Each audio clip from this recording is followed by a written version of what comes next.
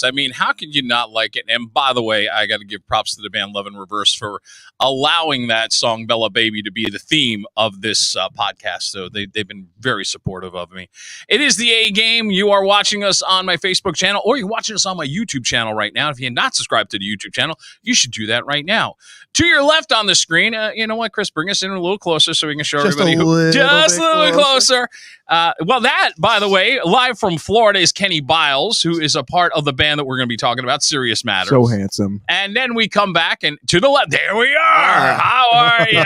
To my immediate left, Matt Sandelman. Hi. And over here is a man who is pulling double duty. He's done that as an engineer of many of my podcasts, and now he gets to be the guest. You like Christian Cordes. Christian's been on my podcast like 3 times already. 3 at least. And God love you. It is time for you to come on. I think the timing was perfect with the fact, if you give me photo number 3, we'll explain what the setup here is. Clerks 3 is now available through all streaming platforms. The movie's been getting some of the best reviews out of all 3 Clerks movies that we've seen. And Serious Matters has got a major song in the movie. It has kind of put them further on the map than they ever have. So, I mean, whirlwind ride. I mean, we talk about this with bands, and they say, oh my God, it's a whirlwind. Yeah, we've been doing it for 14 years. What kind of whirlwind ride are you talking about? But what happens is you guys have been at this about 5-6 years, and then suddenly, boom, here's the movie, here's the song, and all of a sudden it's like, does it feel like you've just been hit with this rush of everything at this point? It's very, very cool, and I feel like it's very apropos because being a Jersey band. Yeah. And I think I can speak for at least the 3 of us here that we grew up watching the Kevin Smith movies. Right. And especially for me, like the soundtracks, like that's how I found cool bands like COC and the Jesus Lizard and like Squirt Gun. So like it's just cool to, kind of be part of that. Yeah, going back to Clerks 1. Yeah, I mean, that was a lot of people don't realize that Alice in Chains became the hit on that album. That was not supposed to be the hit. Got Me Wrong is this incredible song, but that movie made that song where, Can't Even Tell by Soul Asylum, that was the single they were pushing. But then you had Stabbing Westward, whose career took off right after that because, here comes Violent Mood Swings. Then they released their single, and then boom, here comes Stabbing Westward having a nice little run for about 4 or 5 years. So yeah, to be a part of that. And I'm sure that goes in the back of your mind going, this is a real leg up, even though we probably didn't expect it. Although I will look at Mr. Madd knowing full well that he knew and kept it quiet because you actually did a couple of my podcasts. And I'm like, to your credit, I mean, that cannot be easy for any of you 3 to kind of know you've got the situation where you're going to have the song in the movie. But here's the thing. You can't say anything for months. A year. Okay. A whole year. Yeah. All right. What was that like in the side of you kind of going, you're ready, you want to bust out this information, but I can't. The most infuriating thing I think I've ever experienced in my life, only because there were opportunities where I would have been like, oh, what about this? Would this change your mind? And I'm sure it would have prior. I think I know where you're going with that. Absolutely. But I just couldn't say anything about it, Yeah. I had there was only a few people knew. Like my brother Rob, he helps us with a lot of the advisory side of the band. And when he found out, he's like, I just want to tell everybody. Of course. It almost didn't feel real. And I think even with talking to Chris about the movie, I was very excited, but I was like, I need to see it first in order for it to be real. Right. So you literally were waiting for that moment where you can see the film, see your song pop up in the film, and then you go, okay, there's no turning back now. Yeah. Major motion picture. Hello. In my head, I was like, out of all the bands, he has to go with somebody else. He has to go. And this stumbles into where I really want to talk about the process. As you said, it was about a year ago. Kevin Smith puts this tweet out there, and he's basically soliciting unsigned bands to have a chance to put music in the movie.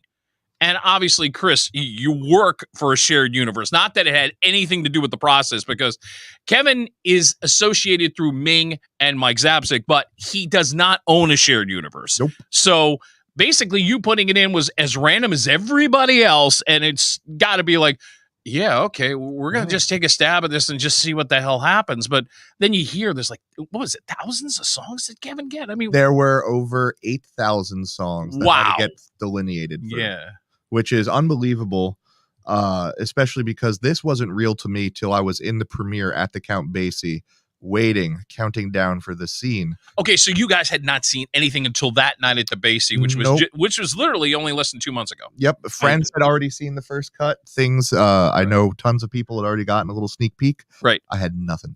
We up until the day that we actually spoke, which I thought Criss was messing with me the whole time because he was just like, "Hey, I'm talking to Kevin right now." And I'm like, "Yeah," and he was like, he wants to use the song, and I think we knew a general idea of the scene. We Right. had no idea where it was going to be, if it was, and that's why I said, because there was, he said that he was going to use it, but we didn't know that it was a thing until the premiere. Right. And it was, you know, it was one of those nerve-wracking things where I was like, it can't be it cannot be real. It out of all the bands, it has to be somebody else. And you got to figure, you've heard stories just where movies get cut and all of a sudden you think to yourself, okay, an actor's in a movie, but now suddenly he's not in the movie because they had to cut the film. So I'm sure that also was kind of in the back of your mind, go, okay, like you just said, we're not going to believe it till we see it. Yeah. Just probably for that reason too. Criss, I know you're savvy with movies and music, so I know that had to be in the slight back of your mind, kind of go, oh, please don't. The contract had some verbiage at the end, which was like, you know, just in case.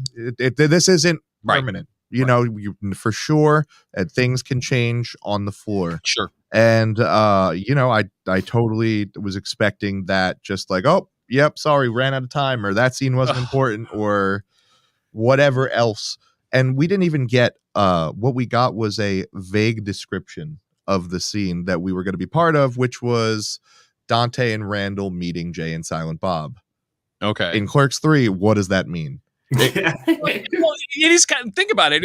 For anybody who has watched the movies, that's kind of a vague thing because, all right, is it a part of the movie that's going into the movie? Because if you know a little bit of the plot of Clerks 3 is that they are actually shooting a film in Clerks 3. So that's where I'm taking it as, okay, you're thinking, okay, so this is going to be a part of the filming process and this is where it's going to show up. So yeah, it does kind of lend itself to, we could be cut. We're not sure we're going to be. And that's probably another one of these, okay, look, we're this close to having a big break. Please don't let that happen. Don't let it happen.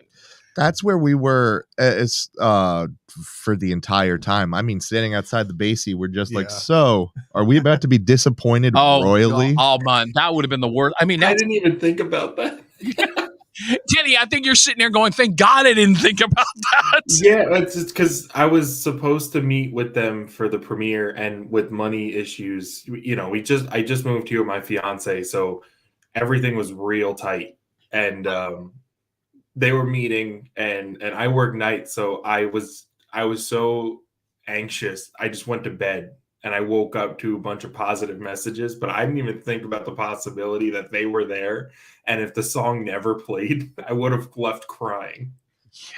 I think the thing that made it all worth it was the end, and what got me was we watched the credits at the end. Oh yeah, that's gotta be a wonderful feeling where you see your band's name. There it is, Serious Matters. There's the song Glitches, written by, you know, having our actual names and our actual names spelled correctly. That got me. As somebody who's got one of the worst last names known to man, it is always a great feeling when you're spelled correctly. All of our names sound like bits that people made up. You can thank BMI for that. Yeah. What do you want? You're the law firm of Sandelman, Biles, and Madd. There you go. Yeah. And especially our bassist, Michael Seltzer, that being his last name. Oh, Seltzer, that's right. Yeah, that really makes this a law firm. Yeah, it's truly. But on the positive side, I mean, what has come about since the movie coming out? Has it brought you like more attention? I know it's brought you some more hits on YouTube. It's brought you some more Spotify hits. So obviously more people outside of, say, Jersey are really discovering who you are. Most definitely. Yeah. I feel like a lot of like our analytics every day just make little leaps and bounds because if you check it out, the convenience stores sold out pretty much everywhere. Yeah. And the runs till right about yesterday, still just red signs, sold out, sold out, sold out. Yeah. So it's continually pushing, and the fact that it's going to streaming services, things like that, I can't even begin to imagine what will come from this, because it's only been 2 months. Right. That's the craziest part. This has only gone off, I feel like it takes more time for things to come into motion. So I'm just like anxiously waiting. What happens next? Yes. What's the next step? The streams have been really nice, almost like reassuring, because after doing this for gonna be 6 years, after a while you're just like, are we bad? Maybe if we just play real. Yeah, that's it's been amazing to see the streams grow overnight. Sure. It's, it's the coolest thing, and I feel like it opens up a lot of doors, even if it's not now, later on, being on the table, be like, oh, we were in a movie. It's like it's one of those playing cards. Right, Kenny, you bring up a great point. When you can put that on a resume, when you can put that out there, and you're trying to shop the music, because that's what every indie band is looking to do. They're looking to try to hook up with some label. We now know in 2022, any band can find a way to sell their merch. They can find a way to do shows. But when you can hook up with a label, that's where it helps with the touring. It really helps getting out to the masses a little bit more when you're out on the road. So that obviously having that door open, when you can sit there and say, yeah, but let's look at the fan base. It's grown by leaps and bounds. Let's look at all of our followers on YouTube and Spotify. When that can, because I believe that's where indie bands are trying to sell. You're trying to sell followers more than anything else, as well as the music. Yeah, at this point, it's like a juggling act. I mean, we've seen last week, we, I tend to look at the business side a lot, and we started selling actual like downloads for the first time, I think, ever. So we sold like whole albums and whole singles and stuff like that, and singles off the new record. It's been really cool to see. Like when you go and you look at your distribution bank account and you look and you're like, whoa, we need money. It was moths before. Yeah. We have a pretty good balance here. What's going on? Yeah, like I mean, it's been really cool to see, and we're not making Bon Jovi money. No, but we're talking dollars a month, but that's dollars we didn't have. And when you are a new band, and again, 5-6 years is still relatively new, and you are getting the biggest push that you've gotten in your career, so it's that it builds the process, and like you're all three are saying, the excitement of all this is just greatly anticipated over the next few months, especially when the streams really start to kick in, because they only started streaming within the last week with Clerks III. Yeah. And then there's still the official soundtrack that gets put together too, which is By the way, Kenny, do you know when that soundtrack is coming out? No. I've been on Google every week or so, and just patiently waiting for it. Right. I would imagine, obviously, you guys are going to be on the soundtrack. I would expect Lit, My Own Worst Enemy, is going to be on the soundtrack because they've been using that to promote the movie. I would imagine we are going to see My Chemical Romance on the soundtrack. I mean, I thought that was Gerald Way doing he did the I thought he was doing the score for it. Yeah, that's what I heard. He did the score for the movie. So, I mean, you're in good company, and that's got to be like, wait a minute, we're going to be on the same record with My Chemical Romance and Lit. And Jefferson Starship. Come on. The Degrassi soundtrack, too. Oh, yeah. Yeah, our theme song. We're real into the Degrassi universe. Yeah. That's huge. Hi, Drake. Friend of the band. Yeah, something you never thought. We're in the View Askew universe and the Degrassi universe. Congratulations. Thank you. Thank you. Hanging out with Serious Matters on your Saturday morning on the A Game. As we're talking about the film, Chris, we've got the video queued up. So, absolutely. Let's do this. This is the song that's in the movie. This is a song you can purchase as a digital download. Check it out. I think you're going to like it. And before we play it, I'm going to find out afterwards which one of these guys is the fan of Bad Religion. because when you hear it, there's an instant comparable. Trust me. Here's Glitches on the A Game. This is Serious Matters.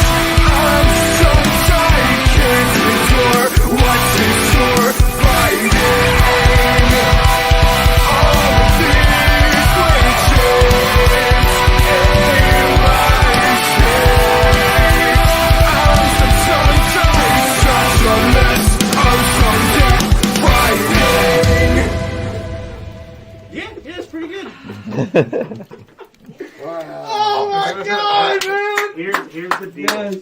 Here's the deal. Yes, yes. I know you like wrestling. Next time you say you can't sing, I'm gonna slit your fucking throat.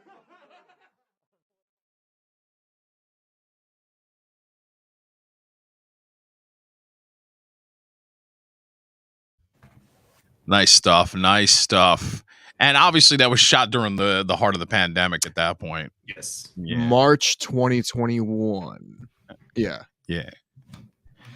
And by the way, that is the song from the movie. Let's put the photo up one more time. Photo number 3, Chris, so we can remind Give everybody. me photo number 3. Yes, exactly. Clerks 3. That's where this is from. This is where the band is from. This is what we're doing. And by the way, you can stream the movie at any of the places, like on Amazon Prime. You can do it on Hulu. You can do it on Netflix. Have some fun with it. Serious Matters is here on the A Game. Now I got to refer back to Greg Graffin for 1 second. Who? I'm thinking it's you. That's got to be the Bad Religion fan, because there is a similarity to you and Greg's voice. There is a certain similarity. So I grew up. I'm like the metal, punk, and hardcore guy of the band, Right. and like Bad Religion is a band that like I've dipped my toe into, but I've never actually listened to. Like I know like Anesthesia. I know a couple of the tracks, but like that's the first time I've been compared to someone of that universe. Yeah, So, there is definitely something in your voice is very similar to what Greg is doing. I guess I have the same range as him. Yeah, probably, because that's the thing. It's full. There's a bass in the voice, and it's interesting because the first song that I remember hearing from Bad Religion was American Jesus, and it's like he doesn't go too far up or too just right in the middle of the pocket, and it's just like we got the American, and it's like. That level, and you're right. The tone, the bass tone of Greg and you are very similar. Thank you. Definitely, I think it's a compliment, especially if you are a punk, quote unquote punk band. If you're being compared to a band like Bad Religion, there we go. We're not worthy. We're not worthy. All right, but all three of you, let me put it this way. When it comes to punk, I mean, I think punk is an attitude. It can take so many different levels. But when it comes to your personal taste, I mean, where do you guys go? I'll run down the line. I'll start with you, Kenny. It's actually funny you say that because the Misfits is something that I kind of, as far as like old school punk goes, of course, the Misfits is something that was inherited by my oldest brother because he used to listen to them all the time. To the point so that we actually recorded a cover for it. I heard about it. Yeah, we just announced that we're doing a cover of Hybrid Moments because Matt's a huge Misfits fan, and it seemed like a really cool thing to do, especially in our styling, and I think it turned out really good. But we could go back to that later. Yeah, Misfits in terms of old school punk, and then like 90s punk, I guess bands like Alkaline Trio. I don't really delve really hard into the punk scene. But it's funny because all of the bands that I listen to now came from, inspired by all of the punk scene. So almost everything I listen to has come from punk bands at some point. Matt, give me a couple bands for you. So it's like, for me, it's like a little bit of metal, a little bit of hardcore, right? A little bit of punk. Metal, so I'm curious to see where your influences come from. So my two favorite bands, it's between like Van Halen and Bad Brains. That's an interesting. Yeah, it's like it's a weird gambit, but those are like my two. How do you get Bad Brains and David Lee Roth to come together? That's not easy. Chaos, because like they're both early incarnations of the band, like David Lee Roth era, Van Halen, and early Bad Brains stuff. It's utter chaos. It's nuts. There you go. So those are like my two favorite. Chris, I'm interested in your take as a guitarist. For me, the two bands that were that are inspirational, I'd have to say Coheed and Cambria. That Claudio Sanchez. Yeah, I love that band. Oh man, they were wonderful. I got to meet them at Comic-Con. Oh wow, what was that like? They followed us already. I love that. That's fantastic. That really messed me up. That was what got me. They were like, "Oh, I know that's Serious Matters and Jay, right?" And I was like, "Are they going? Okay, I'm having heart palpitations now. I'm gonna go check out that booth over there." And then the Fall of Troy, which is a more progressive band that came out of like 2005, 2007, and they were too big for their britches then because they were like 17 at the time, and now that they're back into it in their 30s. Oh my God, the music. But a lot of what I do for the band comes from that, and then like classical music. Interesting. I think Criss has the most interesting palette out of everybody. Right. Because the leads, Criss is an idea machine, and anybody that's close to the band who like wanted to know the writing process, I tell everybody that Criss is the idea machine because he listens to so much. It's so, like random things. Like He's funk right. if you go into a practice, he's normally there hanging out working. The one day I caught him listening to 70s lo-fi on just playing on YouTube, and I was like, what is this? Because the music that we play is it's touching on metal, progressive rock, heavy alternative, but we never cross that boundary. I use the term people friendly. Because you hear there's a melodic side to what you do. Yeah. Which is why I say people friendly is actually a good way of putting it, because it brings out, you have a way of, we're punk, but we're not afraid to put a hook in the song, which is absolutely not a bad thing. Thank you. Yeah. And that's like with going back to what Criss said, I'm a big Coheed fan. Mm-hmm. I'm a bit, I listen to a lot of progressive rock type bands like Coheed and Cambria, Thrice, a lot of bands who really did their own thing, and it just so happened to work. And I feel like that's where we are in terms of genre, because we try to keep it people friendly, but at the same time we do what we want to do, like what we enjoy. We've done things like Used before. We do have a single out there that is our heavy, screamy, shreddy song that we just dipped our toe into with the singer of Float Omen. So that, we've done some pretty cool stuff. It's really cool being able to explore our own musical art tastes as musical art tastes, and not just like people like this. Yeah. And I think us being like 5 different guys with 5 different tastes of music, it's like pretty much just like we kind of throw whatever to the wall and whatever sticks and whatever it's a good product that it's kind of for everybody for the most part. And I'm not surprised with what you were saying before, Kenny, about Criss, because I've gotten to know him as my producer at times, and I know just how he is in pop culture, how he is with movies. So just on that level, when you say that he's got a very diverse taste in music, I know he's got very diverse taste just in film and in art. So at that level, I'm like going, this is not a shock. It makes total sense to me. And just by getting to know him a little bit, Yeah, he's I use the term out there, but he's but in a loving way, obviously. Yeah, no, he's Criss. Like that's how I've always known him. That's how everybody around the band knows him. Like and if there's anything like random that pops up on my news feed or anything, I go to him. I'm like, dude, did you check this out?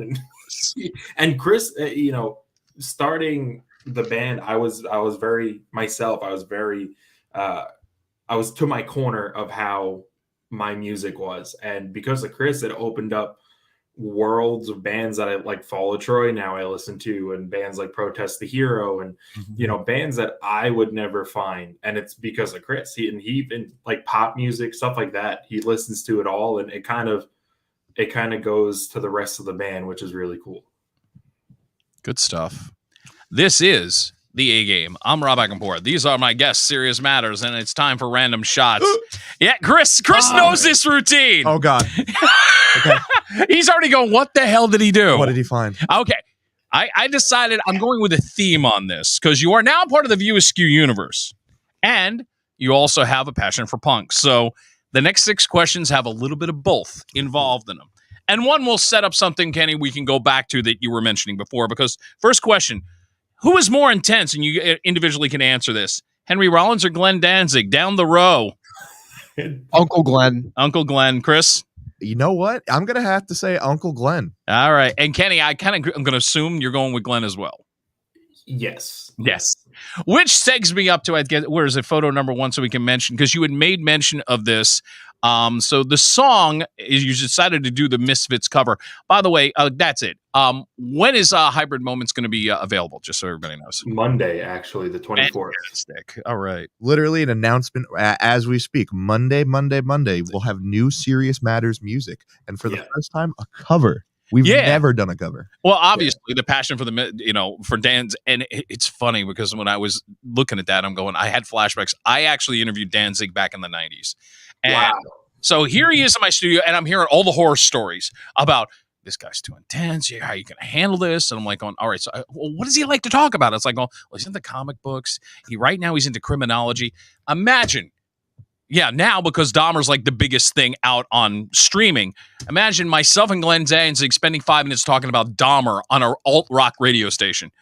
I'm like sitting there going, could I have gotten away with it any other time? Maybe now I could, but I feel like he's like the Alice Cooper of like punk music, because Alice Cooper is really smart. He's really like the joke in Wayne's World where he starts talking about Milwaukee and all. He's really, really smart. No, Kenny, you're exactly right. That was the thing I was blown away by, that he is so intelligent. I mean, scary intelligent, that he can have this conversation, that his passion for comic books back in the 90s. I mean, he was ahead of the curve in the comic world without anybody really knowing it. So, yeah, that's the thing that really impressed me about Glenn. It's always the weird ones. I can attest to that. It's always the weird little Italians from New Jersey. Hey, On to I'm something. one of them. Thank you. All right. Number 2 in random shots. Oh, who's more punk, the Clash or the Sex Pistols? Oh. I'm gonna go with the Clash. Yeah, I'm going. I heard some things about the Sex Pistols, about how the band kind of came up. Right. So I'm gonna go with the Clash. Chris? Oh man, for the definition of punk, where people have like crimson face masks and things are getting crazy, I'd feel like I'd say Sex Pistols, only because the Clash now feel more contemporary than the Sex Pistols did then. That's an interesting take. Kenny, what do you got?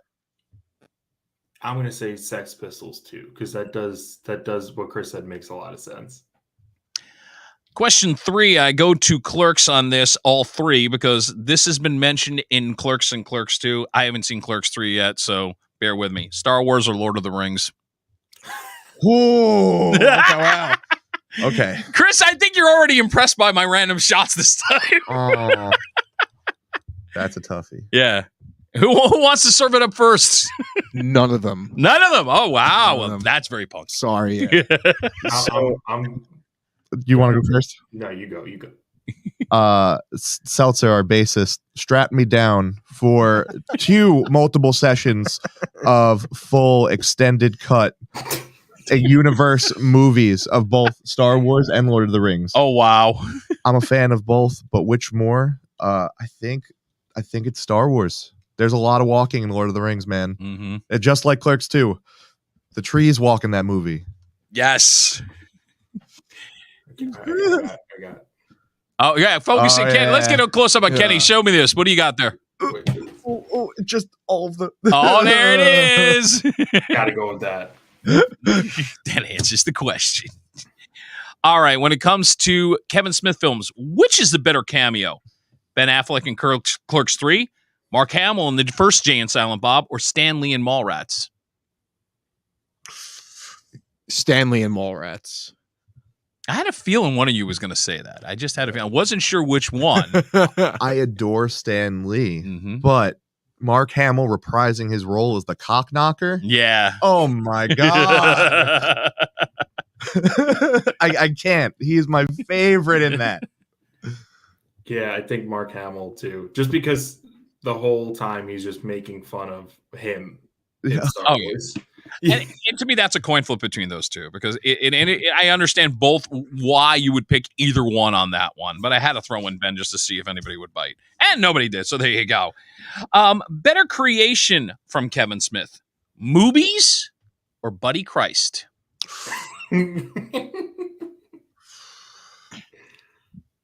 The panel will now get the Jeopardy music. I'm gonna go with movies just because I think it's brought him so much more marketing.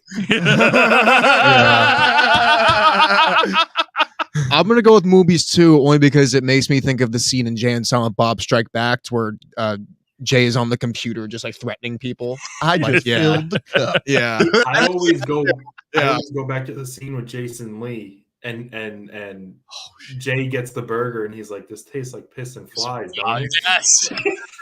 Funny, Clerks 2 was recently on Showtime. Obviously, they're doing a month of Kevin Smith movies, and I just saw Clerks 2 for the first time. And I remember that scene. I'm like, oh my God, that's so funny. As a poor, I guess 12-year-old, 13-year-old budding internet addict, I had found myself with the 10-year anniversary collection of Clerks as my first pirated movie. Ooh. Sorry, Kevin. You paid- I'm telling him. That's it. The royalties from the movie that you were getting. They're cut. Cut. That's it. Thanks, Chris. All right. One more in the punk world. You can open for any living punk band. Who are you going to choose right now? And ironically, I say this as Blink-182 just announced the original 3 are back and going out on tour, and there are many others. Offspring have new music right now. I'm just throwing stuff out there to see where you're going. Does it have to be like punk that existed within the 70s, 80s, or 90s, or could it be like something more modern? I'm going more modern, or if they're living and they can tour, there you go. That's the only prefaces. Drug Church. Okay. Yeah, absolutely. In Living Color has just been I would love to be on tour with them. Corey Glover, you still owe me an appearance, by the way. No. I could say that he had to bail out on an appearance about a couple of months ago, and he still owes me payback. I think he's still recovering from the fact that the Mets lost in the playoffs. He's like one of the biggest Mets fans I've ever met. He really is. Don't be hating, Chris. Don't be hating. Kenny, go ahead.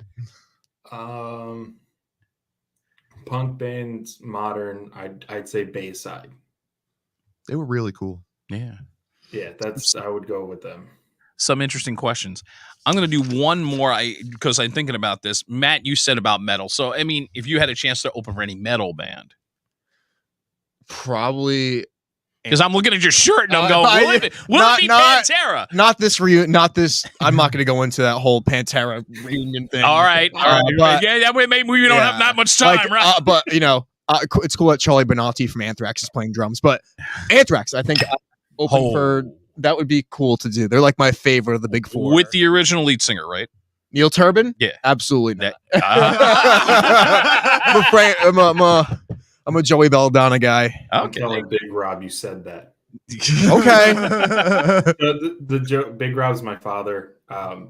He had friends that used to practice next to Anthrax way back when. Small world. Yeah. And they say that Anthrax tried stealing some riffage and it ended in a fist fight. So now I mess with Matt every time he's listening to Anthrax, and I tell him Scott Ian in a fist fight? I'm shocked. Really? It was somewhere in New York, probably in like East Bumble. Yeah. I just remember when they changed singers and then they have their most commercially successful album ever, and it was still the backlash is still like going, how could you go with that? How could you do that? And I'm like, look, it happens. It happens. If you want a career to go on, sometimes you have to replace a piece. God willing, you keep your original lineup. That would be great, but it doesn't always work out that way. No. Not everyone can be.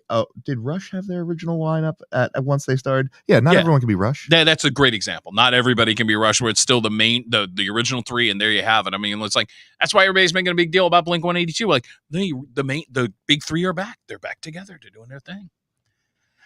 Guys, thank you for this, by the way. Oh, thanks for having us. Absolutely. Yeah. It is my pleasure. This right. has been crazy just doing. I know, and I gotta say thank you again for doing double duty here. Because I really wanted you to just be the guest, but again, thank you for pitching in and doing both things today. By the way, my pleasure. One more time, Kenny. Thank you for chiming in. You're down in Florida, so hopefully you'll be up this way when the band gets back on the road soon. Hint, hint. Yeah. There's a lot of plans in the future. We have this cover that we did for the first time across country. Actually, we did all of. My brother played bass on this one, so we did bass and rhythms down here, sent it to Chris, Darian. Right. They put their stuff up. So it was a cool project. I think everybody was concerned, how do we go forward successfully and smoothly? And I think it just put everybody at ease, because being across the country and not making money is not easy. So I think it was a cool thing. So we got this cover out. We have we have this new record that we're holding on to. It's going to be out within the next few months. Once we get our ducks in a row. And maybe there'll be a label behind it by that point. Fingers crossed. Man, I've been trying. I told if I was Criss, I'd be like, "Oh, you heard of us? Sign me right now. I'll go get a napkin. You can write it down." I'm like going, hey, Roadrunner Records, this would be a nice addition to your roster. That's my opinion. I had a feeling you all would be like, yeah, Roadrunner would be that fits us really well. Me being such a huge Coheed fan, I will go anywhere that Coheed goes. All the more reason. On absolutely. Roadrunner when I was in elementary school. Really? I was like, I want to be part of that when I grow up. And it's funny because, like, obviously I didn't pull that out of thin air, but it's like knowing your taste and just having this conversation. I was like, yep, that's the label. That really has to be the label. And Criss, personally, got to thank you for all the work that you've done because you put up with me a lot. And sometimes I'm an ass at times. I am first to admit when I do this, I'm a bit of a perfectionist. And Criss is like, we got it. Don't worry about it. My pregame mode is usually ridiculous. So we got everything. Yeah, all the I pictures, know. That's why I say thank you, because you put up with my crap sometimes of just being like, Rob, we got it. We're all right. We're good. I appreciate you, Rob. No problem. More than you know. Matt, pleasure. Finally getting to meet you, man. Perfect way to go out, by the way. We got one more song this way. This is your latest video. Ooh. You did it a couple months ago, right? Yes, we did this. Oh man, did we shoot this in September? We shot the video back in like April or May. Oh shit! And then the song came out in June. I thought there was a perfect way to go out with this version of the podcast because this will also show you what we were talking about earlier, how punk can be very melodic. You're going to feel that in this song. This is The Stars Align. My guest, Serious Matters, thank you so much again. And by the way, the A-Game will be back next week on Saturday morning, right around 11:30. And we'll continue the Clerks III revolution, we'll call it, for at least the next couple of weeks. Until next time, enjoy the music. And by the way, buy the digital downloads for Serious Matters. You won't be disappointed. Here it is. The Stars Align on the A-Game. Take care.